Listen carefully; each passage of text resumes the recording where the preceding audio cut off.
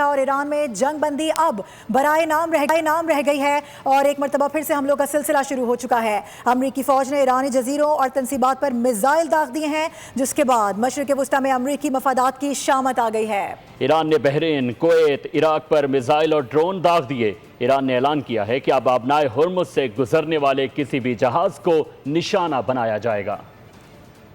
امریکہ اور ایران میں جواب الجواب حملے جاری رہے۔ امریکی فوج نے فارس، مغربی تہران، بندر عباس، میناب، سرے، قشم، بنگام اور جزیرہ کیش پر حملے کیے۔ سینڈ کام کے مطابق یہ کارروائی امریکی بحری جہازوں کو نشانہ بنانے کا رد عمل تھی۔ جنوبی ایران میں فضائی دفاعی نظام، ریڈار اسٹیشنز اور دیگر حساس تنصیبات کو نشانہ بنایا گیا۔ اس سے قبل صدر ٹرمپ اور وزیر جنگ نے ایران کے خلاف بڑے حملوں کا عندیہ دیا تھا۔ امریکی حملوں پر ایران بھی چپ نہ رہا۔ بحرین میں امریکی ففتھ فلیٹ اور کویت کے فوجی اڈوں پر حملے کیے۔ ففتھ فلیٹ سے متعلق کمیونیکیشن اینٹینوں اور پیٹریوٹ دفاعی نظام کے ریڈار مراکز کو ہدف بنایا گیا۔